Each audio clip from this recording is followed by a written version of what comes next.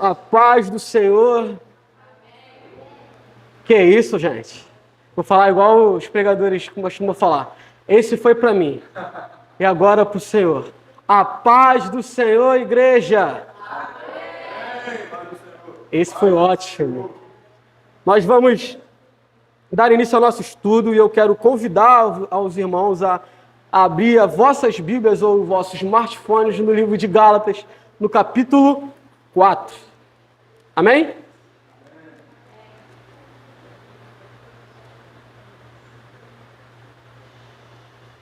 Aquele que achou, diga amém.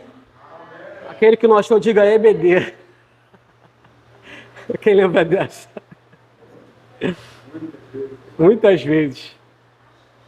Vou pedir para um irmão fazer a leitura do 1 ao 7, o outro irmão fazer a leitura do 8 ao 20 e um outro irmão do 21 ao 31. Amém? Alice quer ler, tá vendo? Pode ler. Do 1 ao 7, alguém? Quem vai ser o que vai ler do 1 ao 7? Pode ser irmã. Irmão, assim, no gênero neutro, entendeu? Sim. Digo, pois, que durante o tempo que o emprego é menor, nada difere de estar, pois porque é ele Senhor de tudo, para estar sobre tutores e curadores até o tempo pré-determinado pelo Pai. Assim, também nós, quando éramos menores, estávamos simplesmente sujeitos aos rumores do mundo. Vindo, porém, a plenitude do tempo, Deus enviou seu Filho, nascido de mulher, nascido sobre a lei, para resgatar os que estavam sobre a lei, a fim de que recebêssemos a adoção de filhos. E porque vós sois filhos, enviou Deus a nosso coração o Espírito de seu Filho, que clama Abba Pai. De sorte que já não é escravo, porém filho, e sendo filho também herdeiro por ele. O irmão do 8 ao 20.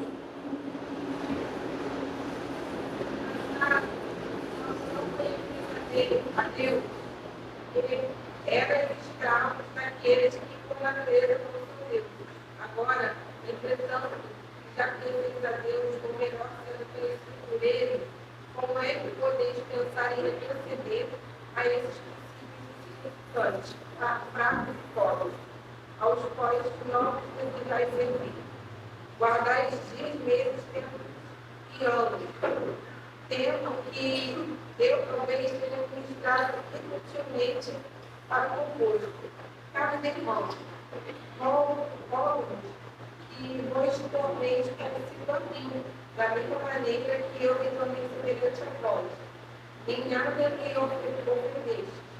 Se sabeis que foi por causa de uma enfermidade física que vos preguei o Evangelho pela primeira vez, e não desprezastes nem rejeitaste aquilo que o meu corpo era uma tribulação para vós.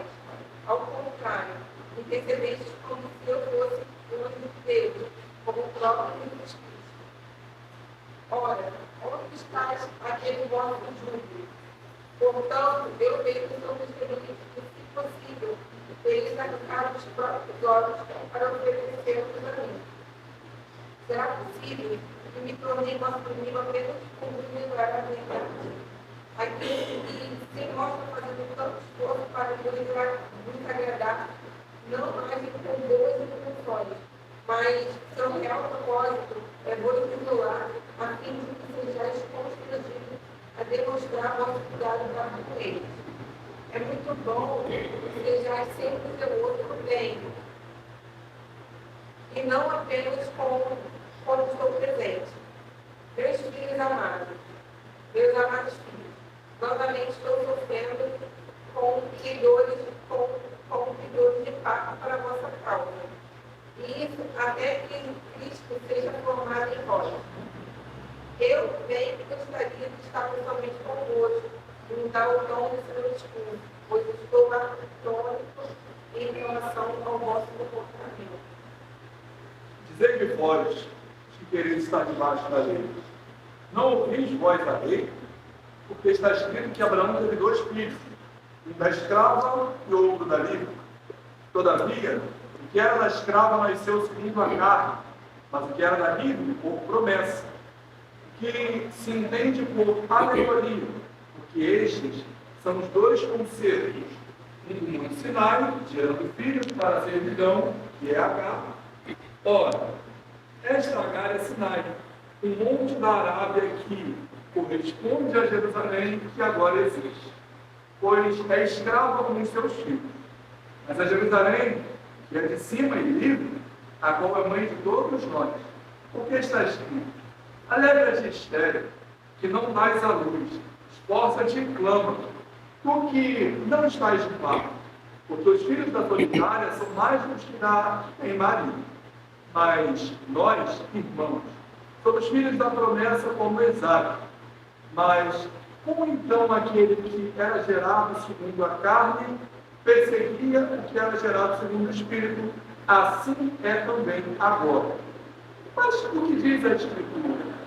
Lança fora a escrava e seu filho, porque de modo algum o filho da escrava herdará com o filho da livre. De maneira que, irmãos, somos filhos não da escrava, mas da livre. Amém? Bom, como sabemos, a carta de Paulo é direcionada a um grupo de igrejas localizado na Galácia, tendo nela 4 igrejas plantadas.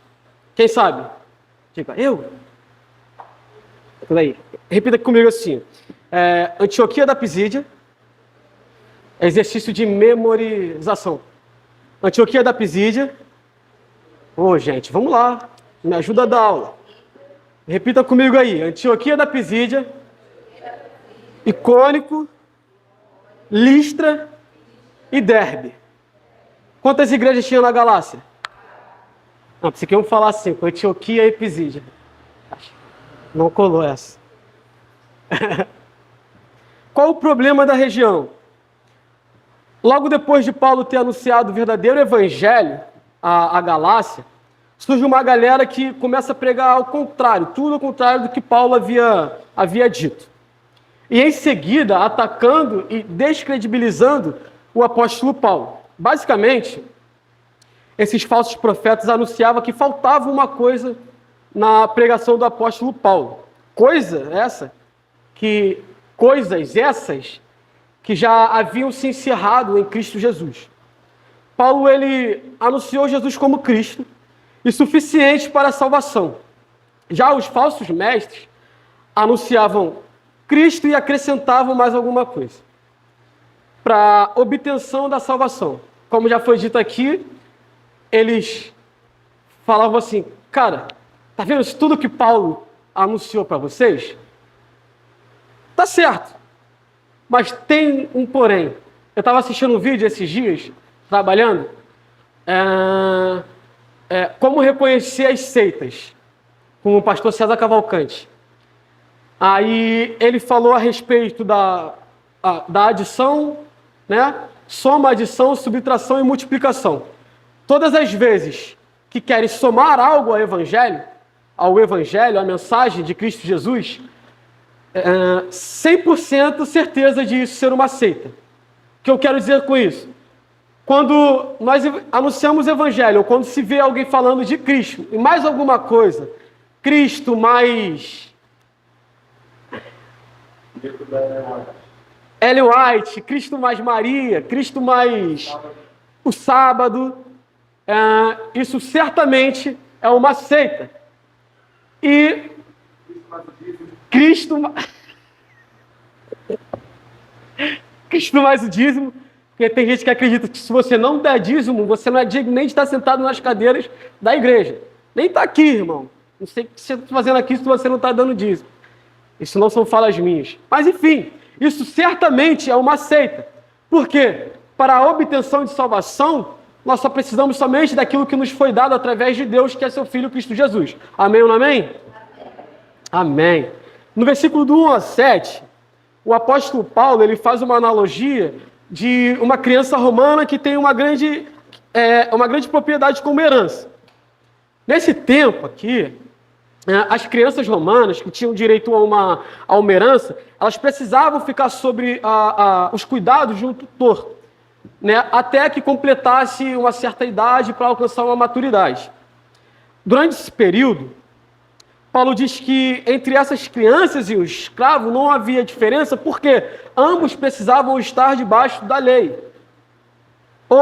e dos mandamentos, até que ela alcançasse a maturidade, né, o que ele chama de plenitude dos tempos. Quando ela alcançasse a maturidade, ali a idade adulta, de 14 a 25 anos, ela poderia ter o controle sobre a sua herança, né? O tutor aqui é igual à lei de Moisés, que estava cuidando do povo até que a galera chegasse à maturidade. Então, antes de Jesus, todo o povo de Deus era como uma criança que estava sob o cuidado da lei. Amém, gente?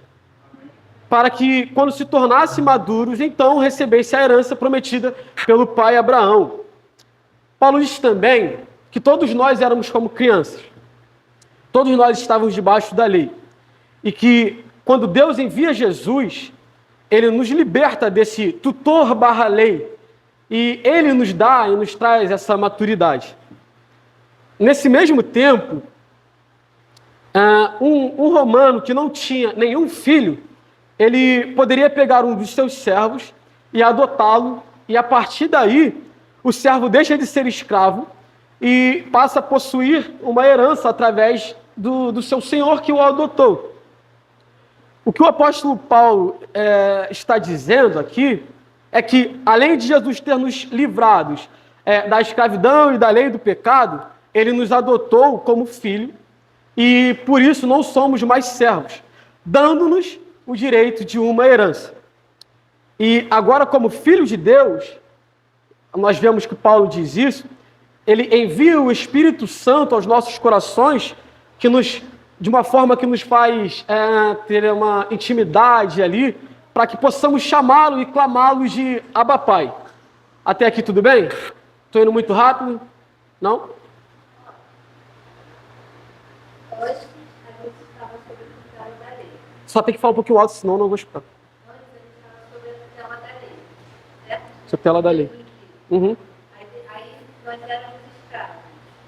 Aí depois que Jesus veio, aí nós passamos a ter Então. direito à herança e fomos feitos filhos. Uhum. Adotados. Adotados. Mas, vai fazer alguma pergunta? Vai fazer alguma pergunta? Não, porque ele da associação com a criança humana. A criança que eu falei de... Então, porque ele está fazendo uma analogia, lembra? Então, ele está explicando para eles de uma forma que eles entendam, óbvio. Então, se um senhor romano não tem um filho, alguém que possa herdar uma herança deles, ele pode adotar o servo como filho. Antes... Ah, tu quer falar da tutela, da lei? Não, então, ele está falando... A criança romana estava sobre a tutela de quem? Ah, então, imagina um romano, uma criança. Imagina Davi. Ele é filho da Paula, óbvio, né? Ou Ana Paula? Da Paula. A Paula, o Davi tem uma herança. O pai dele é romano. O pai dele vai falecer, vai ficar tudo para ele. Só que, para ele usufruir dessa herança, ele precisa ter uma maturidade. Isso. Que é mais ou menos isso aí. 18, vamos botar ele, a fase adulta. Ele precisa...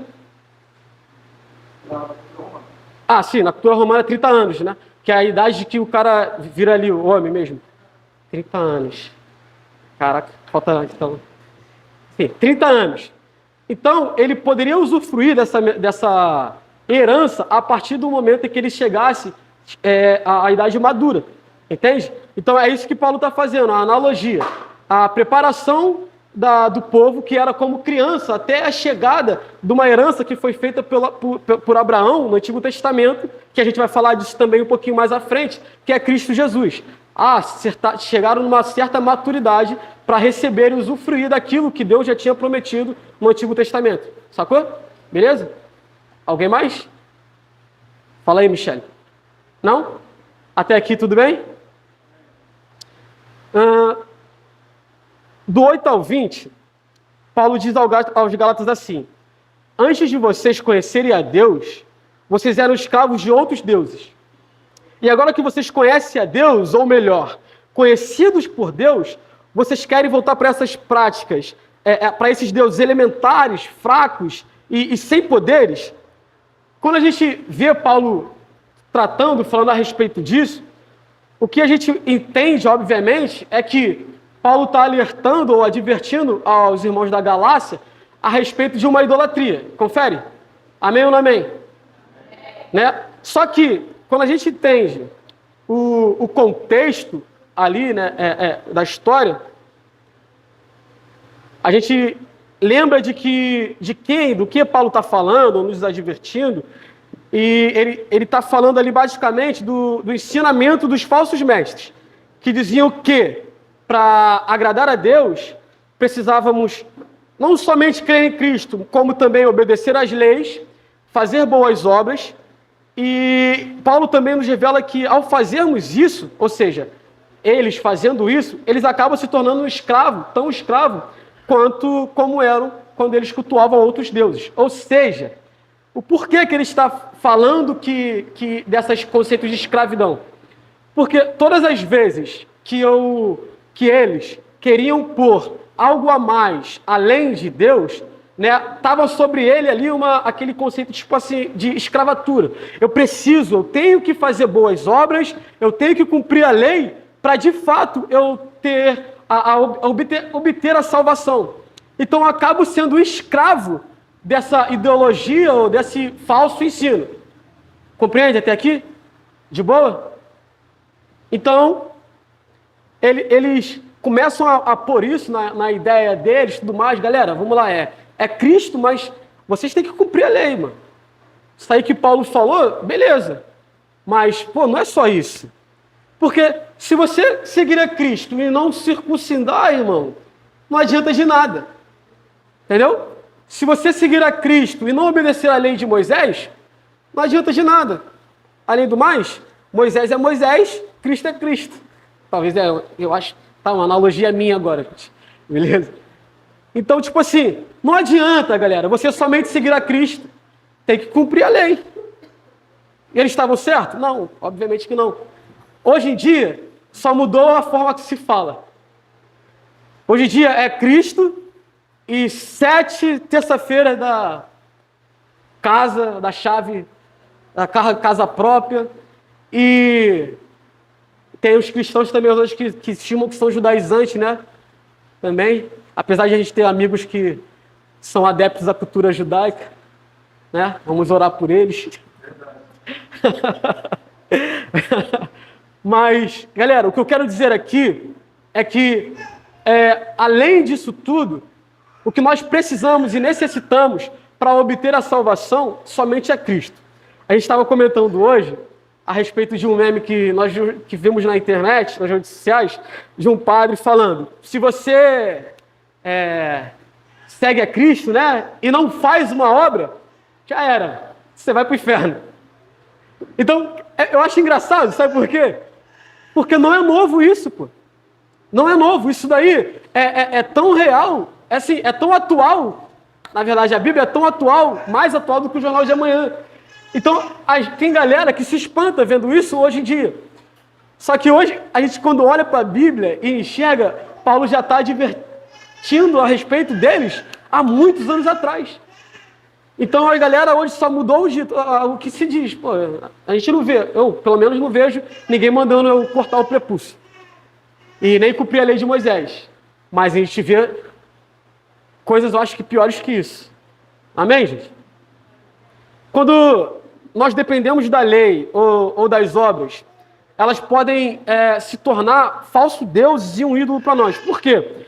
Quando eu não conheço o evangelho da graça e dependo das boas obras para ser aceito e feliz, e quanto mais eu busco isso para ser aceito ou salvo, mais eu me torno escravo. O que Paulo está dizendo é que, por mais que eles tentassem ser aceitos pela força do próprio braço, ou pelas boas obras, eles viveriam eternamente como escravos. Tem uma outra afirmação que Paulo faz aqui, que eu acho maneiro esse texto, que ele fala assim, agora que Deus os conhece, né? Eu acho isso, tanto na época atual quanto hoje, aquele jab direto na cara da religiosidade, sabe? Por quê? Quando descobrimos que Deus nos conhece, que nos ama, que nos resgatou, lembramos que não somos escravos da aceitação de Deus. Eu não faço boas obras para ser salvo. Eu faço as obras porque eu sou salvo. Amém ou não amém? Eu não faço a obra para agradar a Deus. Eu faço a obra por amor a Deus. Amém ou não amém? Paulo, ele também relembra aos Gálatas. Estou indo rápido, gente? De boa? Paulo relembra também aos Gálatas o período em que ele esteve lá e disse a eles que em nenhum momento ele buscou ser reconhecido, mas sim anunciar o Evangelho. Ele lembrou dos cuidados em que eles tiveram com o apóstolo. Lembra que ele chegou lá, ele estava provavelmente com... Qual é o nome daquela doença que dá nos olhos? Cataratas, né? Tinha muito disso, acho que foi por isso que João Marcos, ele... Pô, galera, dá para mim não, hein? Senão eu vou parar de enxergar. Paulo, vou embora, vou tomar o barco. Eu acho mais ou menos... É possível, tá? Não estou afirmando, beleza? E a galera, ele cuidou de Paulo. Então ele lembra da estadia que ele teve lá, adverte eles, adverte que, ao contrário dele, os falsos mestres buscam para eles mesmos um reconhecimento. O que a gente não precisa expor e dizer que, de fato, isso é tão atual nos nossos dias. Por quê, galera?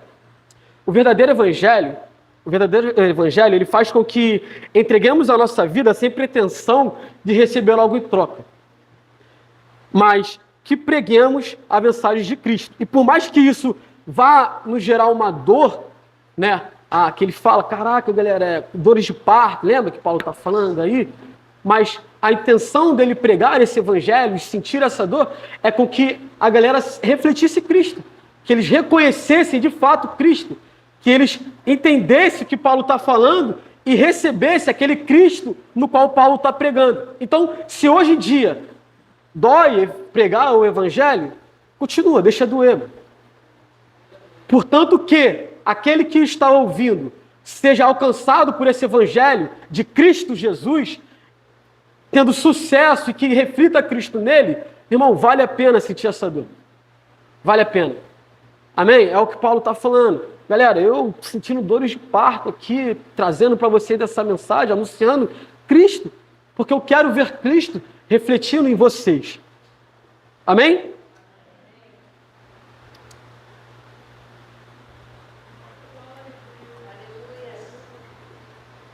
Os irmãos estão ligadinhos, tá? Tu não estava aqui para contribuir, pô? Tá em Gálatas 4, valeu, mano?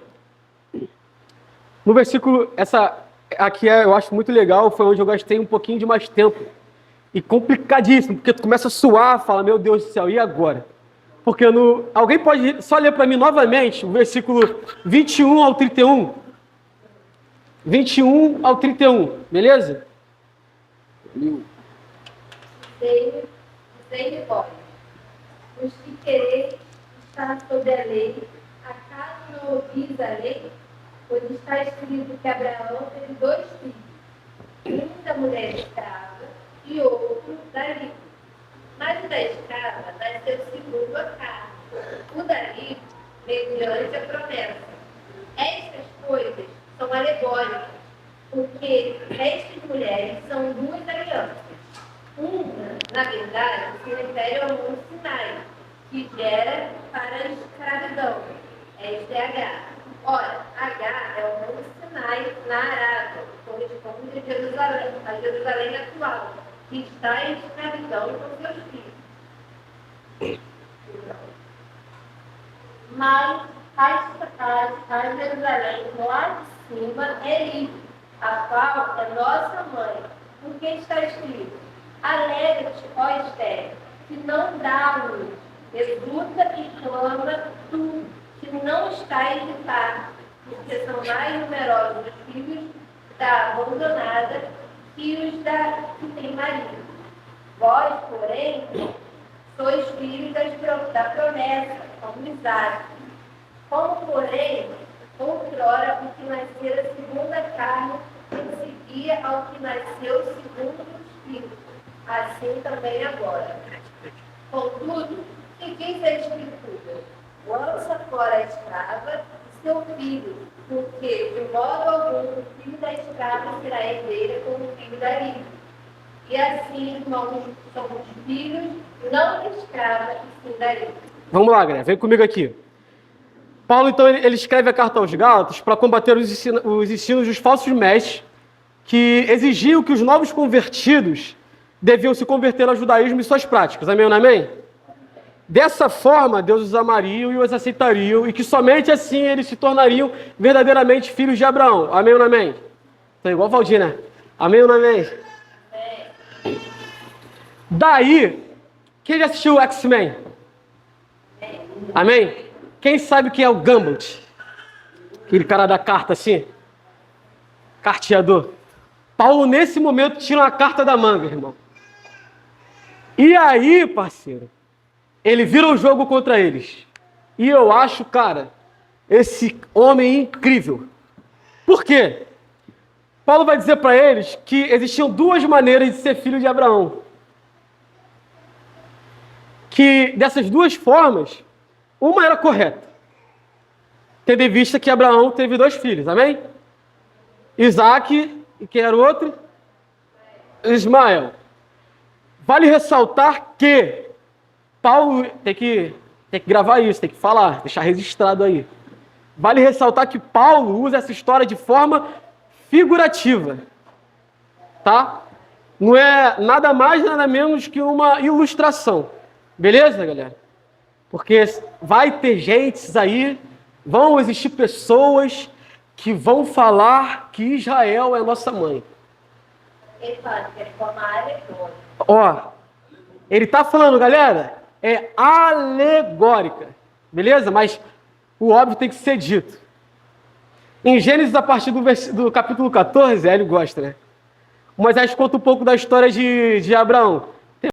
Deus faz uma promessa a Abraão de que ele seria o pai de uma grande nação. Só que, nesse momento, Abraão não tinha um filho e Sara era estéril.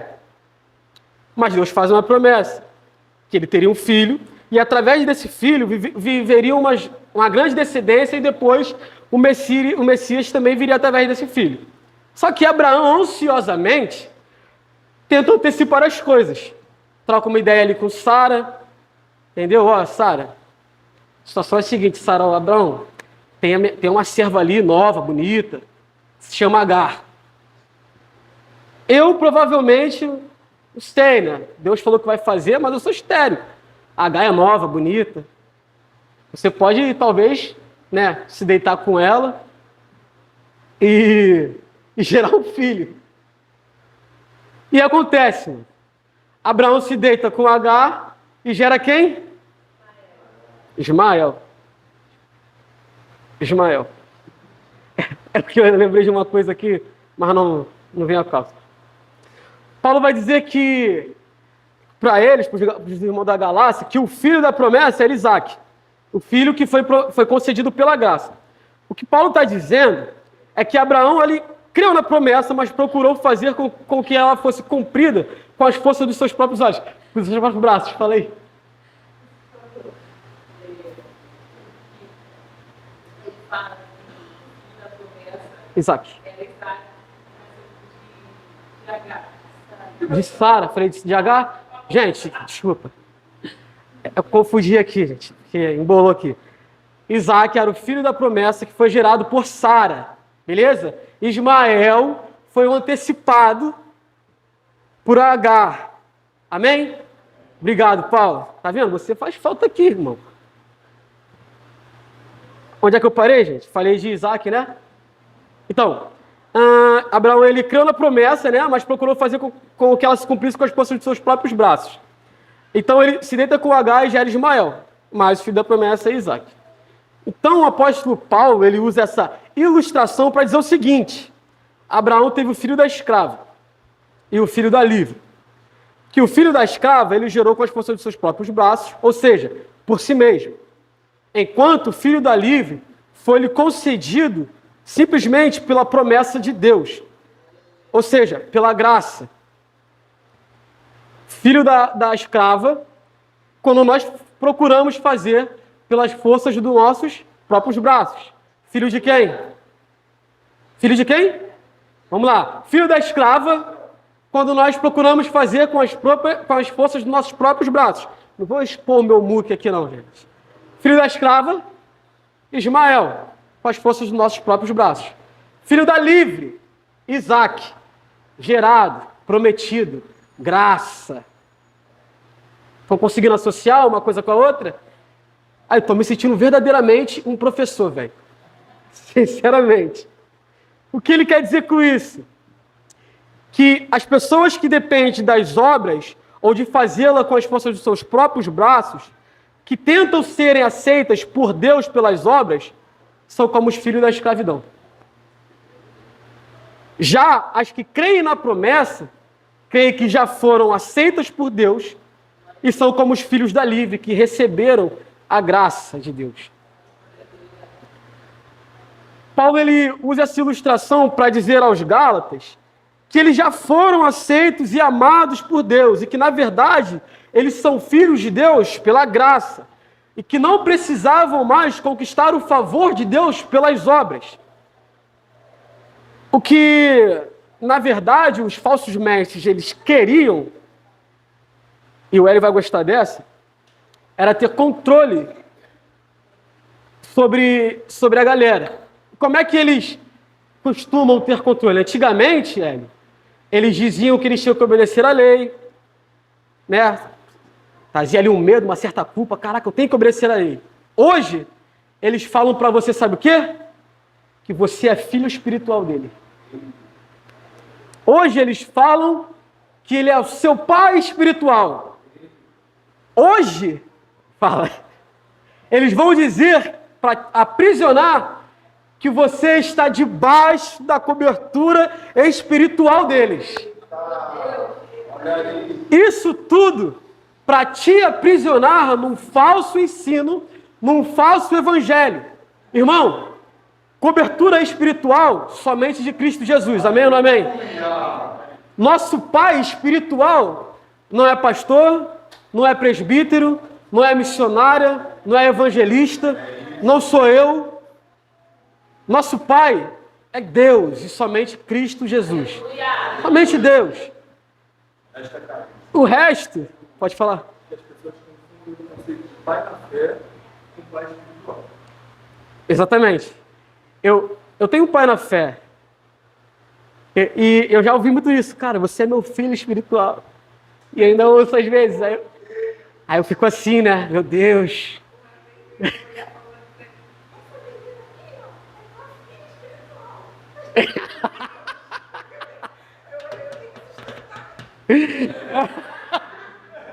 Pai na fé.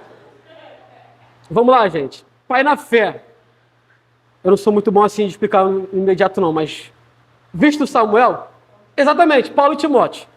A melhor forma de se explicar. Paulo e Timóteo. Caraca, obrigado. Meu pai da fé.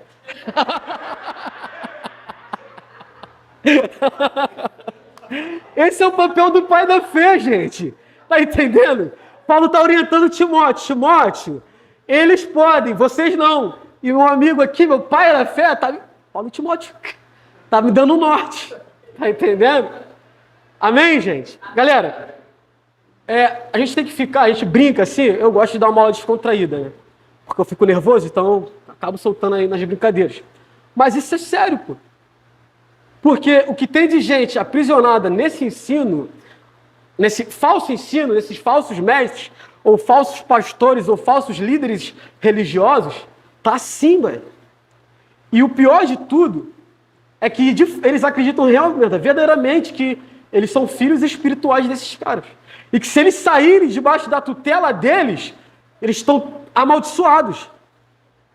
E de fato, existem pessoas que às vezes mudam de igreja e cortam o laço. Existem pessoas pastores que quando você sai da denominação dele, você passa, paz do Senhor, e não olha nem mais na sua cara. O que mais importa? O teu dízimo ou a tua vida? O que mais importa? A sua presença ali, ou naquela igreja, num falso ensino, ou a sua vida com Deus? Porque o que eles não vão te mostrar nunca é que Cristo é o suficiente.